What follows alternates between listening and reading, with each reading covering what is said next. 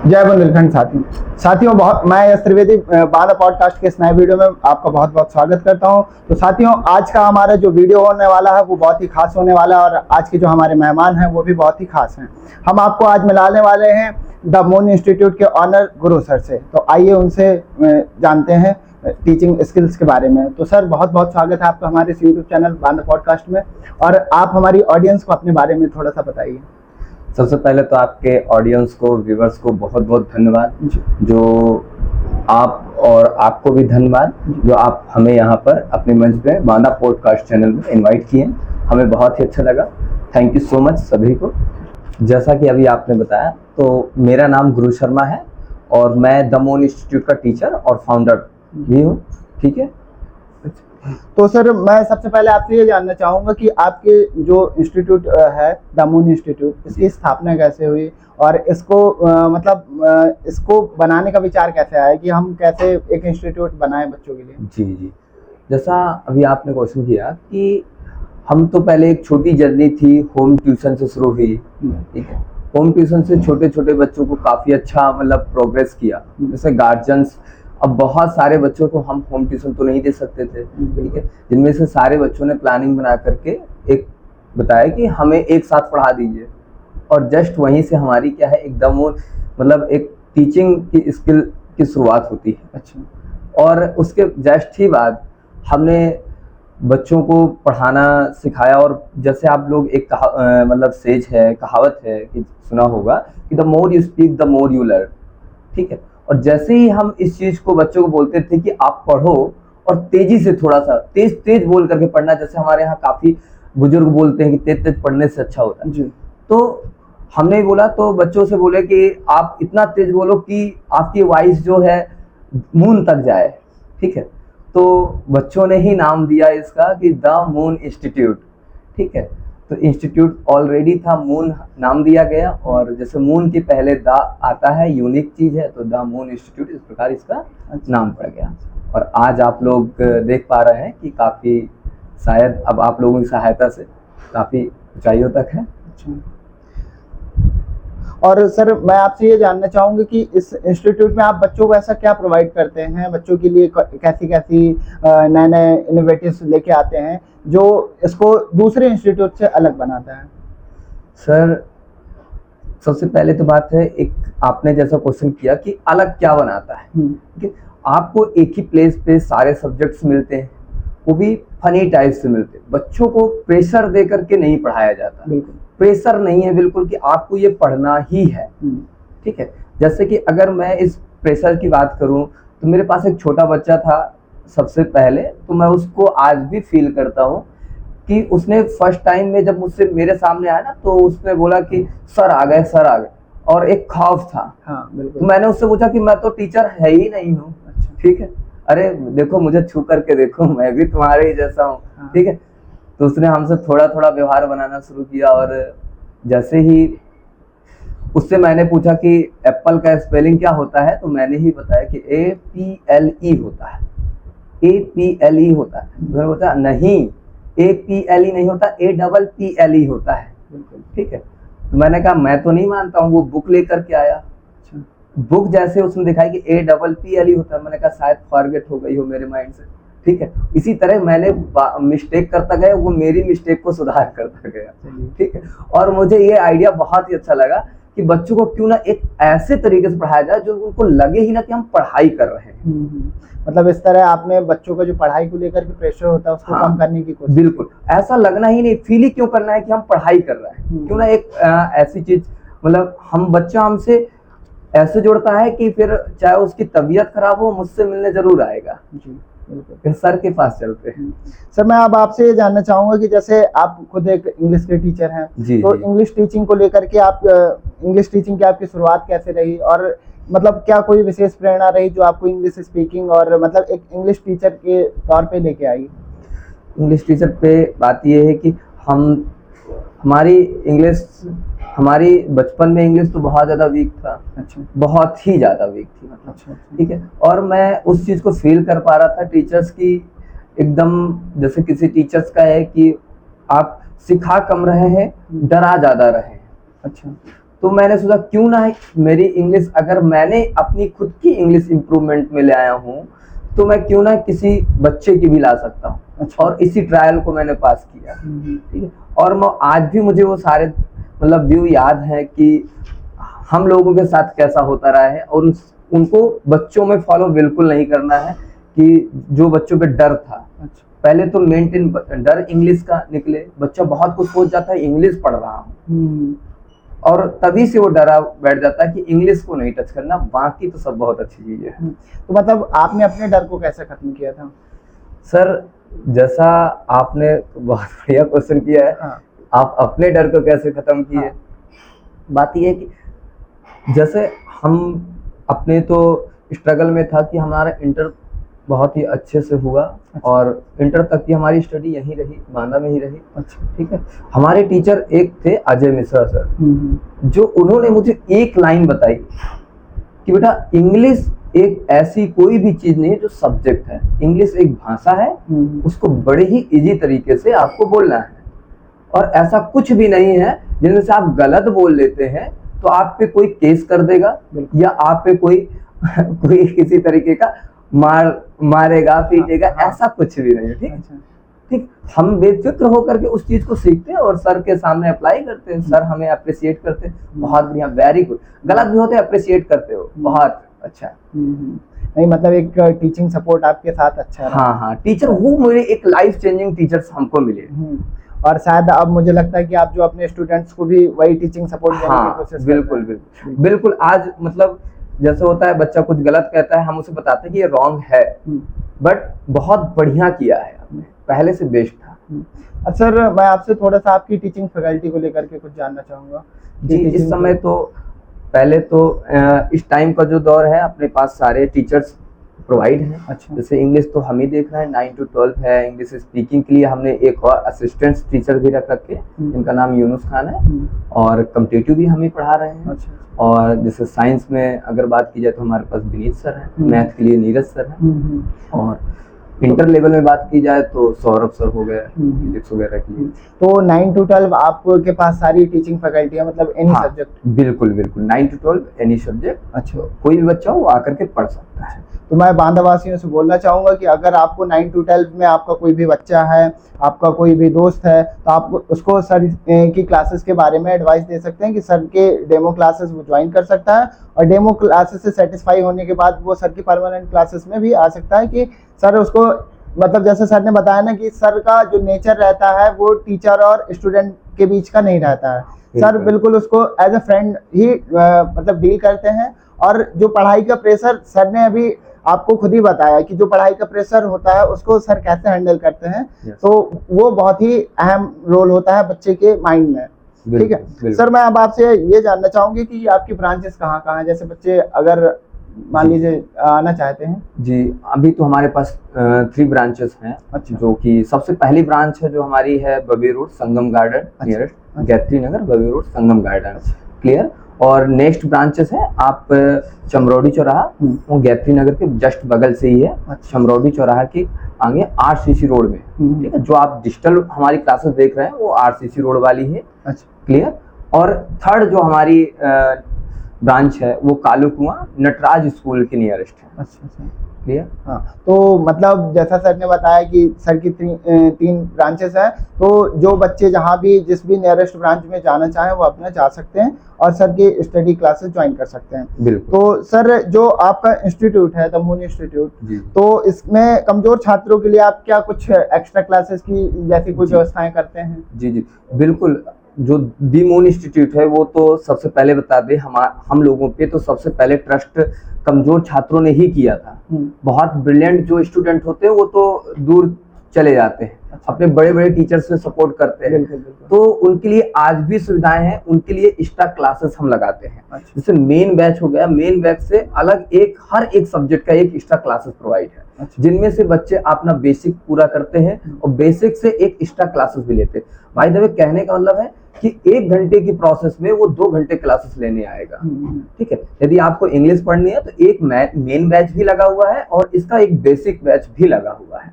Sir as a teacher मैं आपसे एक चीज और जानना चाहूंगा, आपको मतलब ये कैसे डिसाइड करते हैं कि बच्चा इस चीज में वीक है? इस चीज में वीक है, देखिए एक वीकनेस क्या होता है कि स्टेज के रियल पे है। आप किसी को वीक और कमजोर, वीक और टैलेंटेड तो बोल ही नहीं सकते, ऐसी कोई चीज ही नहीं है। बिल्कुल बिल्कुल। ठीक है। हाँ। कि तो उसके तो स्टेज से तय होता है कि क्लास 10th का बच्चा है, बहुत उस 10th या 9th या 8th लेवल का भी नहीं उसे आ रहा है, तो हम उसे कह सकते हैं कि वीक है, उसको बेसिक कंप्लीट करना चाहिए। और यदि वो कंटिन्यू करता है, बेसिक क्लासेस लेता है, तो मैं 100% श्योर हूँ कि वो कुछ ना कुछ अच्छा कर जाएगा और वो अच्छा मेन बैच के लिए लायक हो जाता है।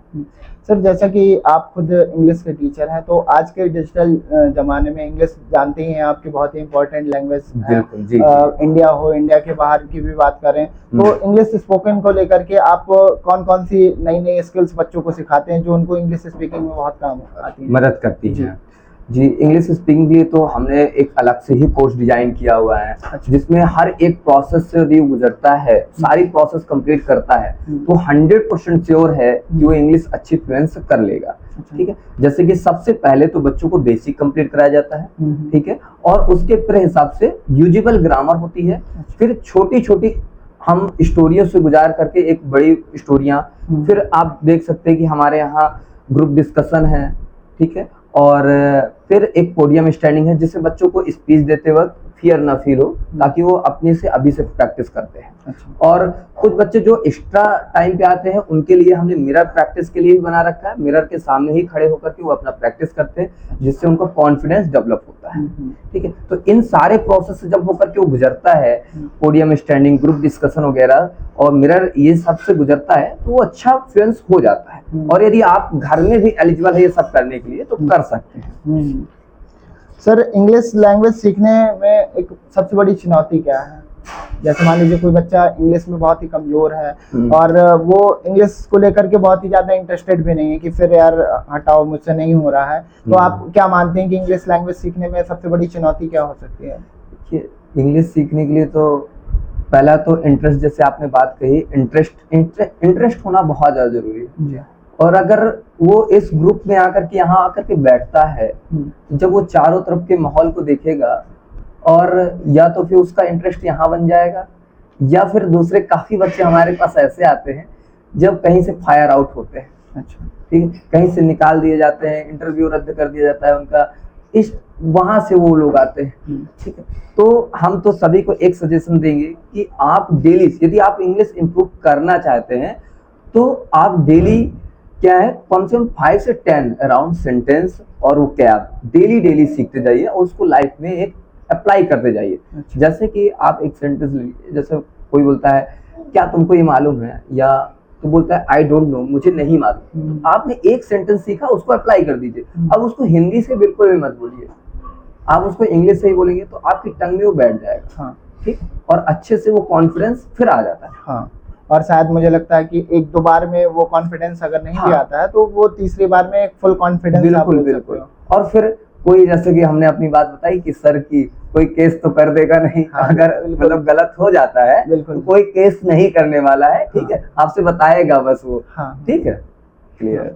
तो सर इंग्लिश स्पीकिंग सुधारने का एक प्रभावशाली तरीका क्या हो सकता है? कि मतलब जैसे मान लीजिए कोई इंग्लिश सीख रहा है और वो अपनी इंग्लिश स्पीकिंग को लेकर के और भी चाहता है कि मैं और भी ज्यादा इम्प्लीमेंट करूं, तो वो कैसे अपनी इंग्लिश स्पीकिंग को और अच्छे लेवल पे सुधार सकता है? कि अगर इंग्लिश ज्यादा अच्छी इम्प्रूवमेंट किया, तो हमने अभी जस्ट ही हमने पहले ही क्वेश्चन में बताया कि यदि आप थोड़ा सीखते हैं, ठीक है, और थोड़ा सीखते हैं, आप थोड़ा सा ग्रामर को भी इम्प्रूवमेंट कर लीजिए थोड़ा, और वो कैब मेन तो कैब है। ठीक है। और जितना जल्दी हो सके, जितना मतलब मेन इंग्लिश स्पीकिंग में आपका काम है कि बोलना है, कैसो भी करके बोलना है। अच्छा। ठीक है।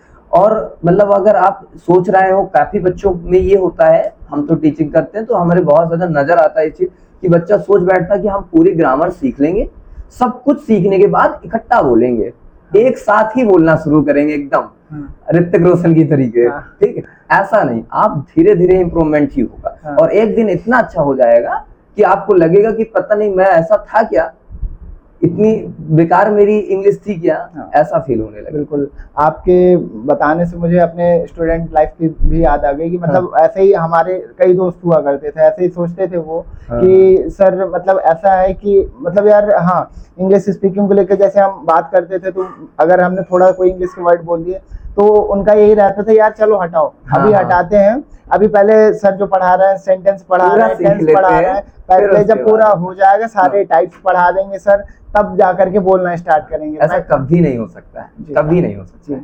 और वोकैबुलरी का जैसा कि आपने कहा तो एक दो बार में आपको प्रोनाउंसिएशन में कोई प्रॉब्लम आ सकती है, तीसरी बार आप ऑलरेडी बिल्कुल सही एकदम प्रोनाउंसिएशन आएगा। हाँ बिल्कुल। बहुत आपने प्रोनाउंसिएशन की बात की, तो प्रोनाउंसिएशन वन टाइम से तो हो ही नहीं सकता, इतनी सारी वोकैब है, बहुत सारी चीजें हैं, आप कैसे इंप्रूवमेंट कर सकते हो? मैक्सिमम चीजें यहाँ पे लोग सही नहीं बोलते हैं, ठीक है। तो सर पढ़ाई की तो बहुत सारी बातें हो गई, और पढ़ाई को लेकर के बच्चों में बहुत स्ट्रेस भी होता है, मेनली एग्जाम टाइम में स्ट्रेस होता है। तो अब मैं आपसे ये जानना चाहूंगा कि क्लास टाइम में आप बच्चों को स्ट्रेस फील ना हो, उनको बोरिंग फील ना हो, तो इसके लिए आप मनोरंजन के लिए कुछ क्या ट्राई करते हैं?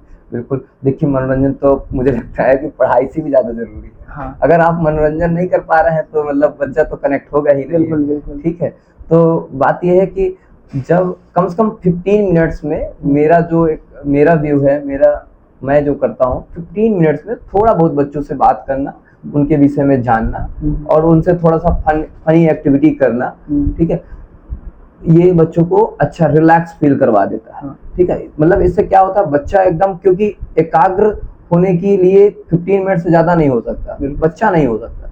15 मिनट उसे पढ़ाते हैं, नेक्स्ट क्या है, उसे थोड़ा सा फनी एक्टिविटी की, उसके बाद फिर से लाइन में आए बच्चों, चलो देखो, चलिए नेक्स्ट टॉपिक है, ठीक, या तो फिर कोई टॉपिक के बाद कुछ थोड़ी 2-4 बातें हो जाती हैं। हाँ, तो मतलब आप 15 मिनट्स में एक रिलैक्स के लिए मतलब कुछ बोलते हैं, ट्राई करते हैं? बिल्कुल। अच्छा, हाँ। तो सर आपका जो द मून इंस्टीट्यूट है, तो उसमें बच्चों को फ्री क्लासेस भी उपलब्ध कराई जाती हैं, हमें ऐसा कुछ बच्चों ने बताया। हाँ। तो वो फ्री क्लासेस बच्चे कैसे ज्वाइन कर सकते हैं, मतलब उनको उसके लिए क्या करना पड़ता है? देखिए, फ्री क्लासेस जो है इस टाइप से है कि बच्चा एग्जाम देता है, और हमें बहुत हाई लेवल का बच्चा नहीं चाहिए, कोई जरूरी नहीं है, हमें 80% बेसिक पेपर कराया जा रहा है। अच्छा, ठीक है। यदि बेसिक पेपर को ही यदि 80% ही सॉल्व कर लेता है तो उस बच्चे की 0 फीस की गई है। अच्छा, ठीक है। अभी एक एग्जाम कंडक्ट भी कराया जा चुका है, और उसमें बच्चों को 30+ बच्चों का 0 फीस की गई है, और यदि 50% अराउंड अच्छा कर देता है तो उसकी फीस में कंसेशन की गई। अच्छा, मतलब आप एंट्रेंस बेसिस पे बच्चों की जो फीस होती है उसको कम और फ्री करने का भी काम करते हैं? बिल्कुल बिल्कुल। हमें लगता है कि बच्चा अपनी क्षमता पे, अपनी कैपेसिटी पे फीस कम कराए, और उसका जो गर्व है, प्राउड है, वो हमेशा बना रहे। क्योंकि फीस वो 50 रुपया 100 रुपया यदि कम भी करा लेता है तो उसको लज्जा फील होती रहती है। ठीक है, हम नहीं चाहते कि उसको ऐसा फील हो। या फिर कोई बच्चा 0 लाता है तो उसकी क्षमता ही नहीं समझता कि 0 हमारा किसी ने ऐसे ही कर दिया। ठीक है, ऐसा नहीं। तो सर टीचिंग स्किल की जहाँ तक बात करें तो टीचिंग स्किल एक बहुत ही अच्छी स्किल है। तो मैं आपसे ये जानना चाहूँगा कि आपके जो टीचिंग एक्सपीरियंस टाइम में कोई एक ऐसा यादगार पल रहा हो जो आप हमारी ऑडियंस के साथ शेयर करना चाहते हो? टीचिंग एक्सपीरियंस में क्या है, हम ज़्यादातर मेरी लाइफ मेरे बच्चों के और स्टूडेंट्स, मतलब हम टीचर्स के बीच में ही बीतती है। तो एक ही स्टोरी है, जो एक बार 2 बच्चे हमारे यहाँ से, जैसे हमारे यहाँ बच्चों को फनी तो कराया जाता है, पर मैं चाहता हूँ कि उस फनी एक्टिविटी में बच्चों को लाइफ बिल्कुल भी डिस्ट्रॉय नहीं होनी चाहिए। ऐसा ना हो कि बच्चा बर्बाद हो जाए। हमारे मतलब एक डर सा, मतलब एक अंदर से फील होता है कि इनको पढ़ाना है, 100% पढ़ाना है। तो बच्चों को कभी डांट देने से बच्चा बुरा मान जाता है। तो एक बार ऐसा ही हुआ कि बच्चा दूसरी कोचिंग गया। 2 बच्चे हमारी कोचिंग से दोनों निकल गए। अच्छा। और दोनों जब निकल जाते हैं तो वहाँ अपना काफी, जैसे ही टीचर्स क्वेश्चन कर रहे थे, वो आंसर आगे सिर्फ 2 ही बच्चे आंसर दे रहे थे। अच्छा। वो हमारे स्टूडेंट। अच्छा। ठीक है। तब वो आकर के वापस रास्ते में कहते हैं, यार देखो गुरु सर तो कितना मतलब डांटते हैं हमको, कहते हैं पढ़ाई करना बहुत मस्ट है, देखो कितने अच्छे हम आंसर देते हैं, टैलेंटेड है, पर उसकी कद्र गुरु सर को बिल्कुल भी नहीं है। ठीक। अच्छा। हाँ, तो एक स्टूडेंट, उसके ही दोस्त था, उसने बोला कि ऐसा कुछ नहीं है, जितने भी आंसर दिए हैं ना, वो गुरु सर के ही थ्रू पढ़ाए हुए थे। बिल्कुल सही। और देखो कि वहां पर कोई भी बच्चा हम लोगों के करीब नहीं था। हाँ, मतलब तो वो हाँ लेवल पे वो लोग थे तो वहां पे और दूसरा बिल्कुल कोई दूसरा नहीं था। तो जब अगले ही दिन आए, हरे बैच में बीच में बैठे थे और मैंने उनको ऐसा फील किया कि इनको शर्मिंदगी फील ना हो, अगले दिन मेरे यहाँ आ गए हैं। मैंने कहा कि मैंने बस उनका बस ऐसे बोला, मैंने कहा कैसे हो, बढ़िया है, चलो आगे पढ़ाई करते हैं। उसने खड़े होकर सॉरी सर, ऐसा कल गलती हो गई, हम दूसरे टीचर के पास गए थे। अच्छा। ऐसा हुआ सर, सॉरी, माफ कर दिया। अरे मैंने कहा कोई बात नहीं, होता रहता है, तुम ही बस थोड़ी हो। अभी सर जब हम आ रहे थे तो आपके एक दो स्टूडेंट से हमने बात करी जी, उनसे हमने कहा कि सर से क्वेश्चन में और हम क्या पूछ सकते हैं। तो दो तीन स्टूडेंट्स ने कहा कि आप सर से एक क्वेश्चन हमारा जरूर पूछिएगा, पर्सनल लाइफ से रिलेटेड है आपके। अच्छा। तो उन्होंने पूछा कि आप सर से ये जरूर पूछेगा कि सर शादी कब कर रहे हैं।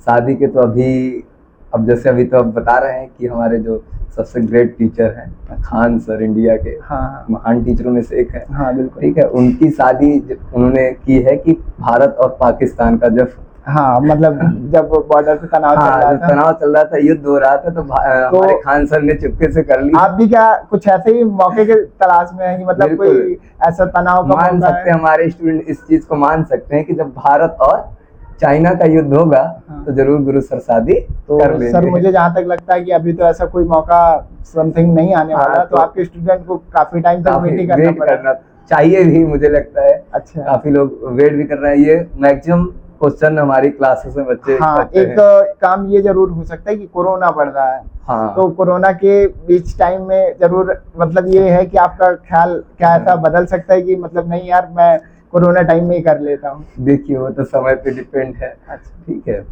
और जैसा है बच्चे वेट करें। और अभी तो बहुत ज्यादा सक्सेस, बच्चों को बहुत आगे बढ़ाना है। पहला मेन मुख्य उद्देश्य तो वही है। तो सर मैं आपसे लास्ट में यही कहना चाहूंगा, आप हमारी बांदा पॉडकास्ट की ऑडियंस को क्या कहना चाहेंगे? सर बांदा पॉडकास्ट की जो ऑडियंस है, हमें तो बहुत ही अच्छा लगा आपसे बात करके। और मैं ये कहना चाहूँगा कि इस चैनल को आगे बढ़ाना चाहिए।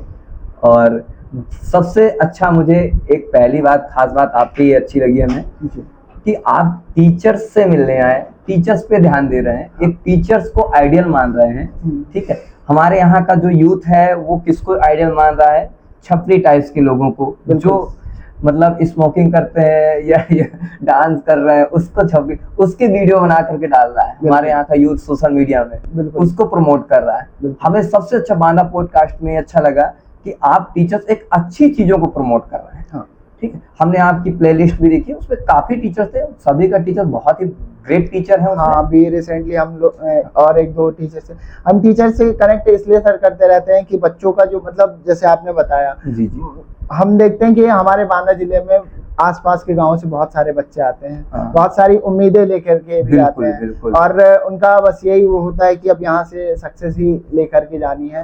तो इसलिए हमने अभी 2-3 टीचर्स पे, फिर हमने अभी रिसेंटली आपसे भी बात करी उसी चीज को लेकर के। नहीं, हमारे बांदा में तो बहुत ग्रेट टीचर है, यदि उनको प्लेटफॉर्म दिया जाए, अच्छा दिया जाए। और लड़का भी बहुत ज्यादा टैलेंटेड, मेहनती है, बस उसको सही रास्ता नहीं मिल पाता हमारे यहाँ की यूथ को, इसलिए थोड़ा भटकता है।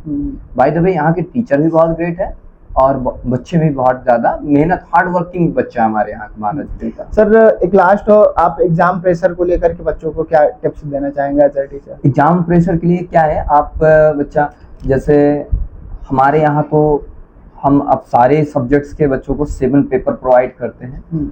और जैसा कि 7 डेज में 1 पेपर कंडक्ट होता है, और सेम क्या होता है, वो पेपर का ही पूरा रूप होता है उसका।